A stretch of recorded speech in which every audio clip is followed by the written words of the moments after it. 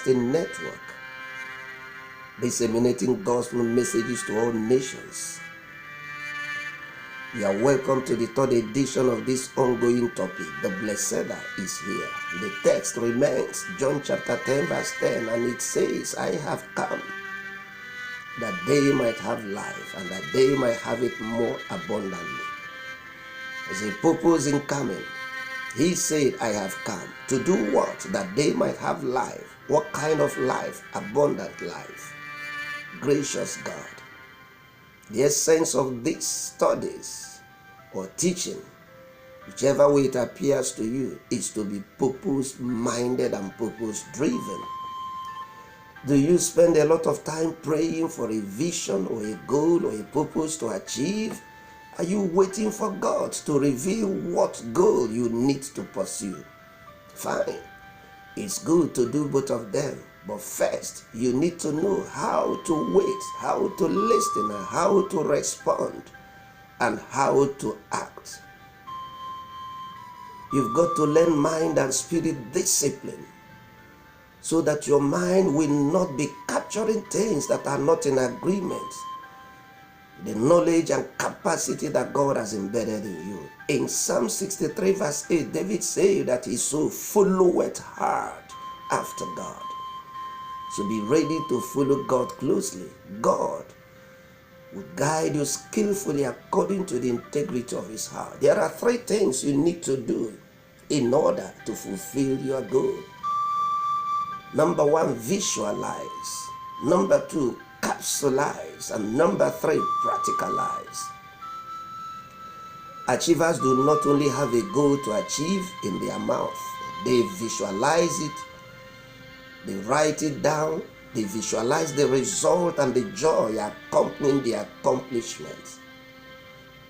And then they capsulize it. To capsulize means to narrow it down to a step-by-step plan to achieving it. Then number three, they commit to practicalizing it. Jesus did not only achieve his purpose on earth by just mounting it. The vision he nursed in heaven, he came down and he did fulfill it. His energy was charged by his desire to accomplish his goal. He was propelled by his purpose, and he paid very costly price. If you want to fulfill your purpose this year, being a believer, take my counsel and go to church. Church is a school. Church is not a distraction. Church is not inconvenience. Church is a school. The teacher is God, and the subject is abundant life. One of the key ingredients of a flourishing and prosperous life is a sense of purpose derived from a sense of knowledge of who you are, what you can do with God helping you. Sense of purpose allows you to feed your capacity and passion from the Word of God. It allows you to learn more about God and what he has in store for you. It allows you to be in the midst of like-minded people so you can learn more about goal-achieving principles and practices. Define your goal, define your intent, define your purpose. You should have a clear mind about what you want to achieve. It can come by dream, it can come by inspiration, it can come by desire, or even by sight.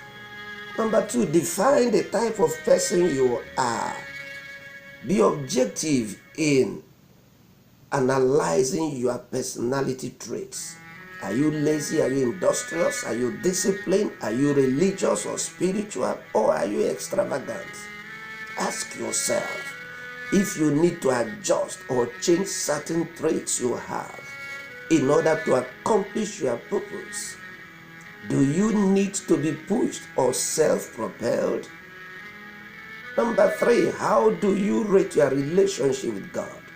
Do you see God as a tax collector or as a covenant helper? How do you understand the importance of partnering with God? Because these questions are very, very germane to achieving your goal.